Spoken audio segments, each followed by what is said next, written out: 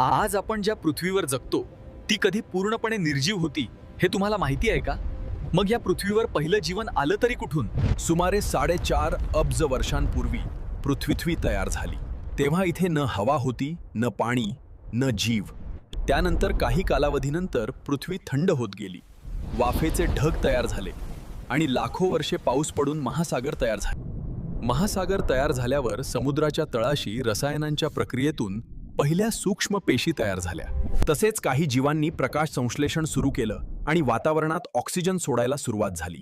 यामुळे पृथ्वीवर जटिल जीवन शक्य झालं. नंतर समुद्रात विविध प्राणी निर्माण झाले. मासे, उभयचर, सरपटणारे प्राणी आणि लाखो वर्षांच्या उत्क्रांतीनंतर मानवाचा जन्म झाला.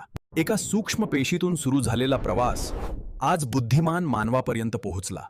पृथ्वीवरील जीवनाची सुरुवात छोटी होती, पण तिचा प्रवास अनंत आहे.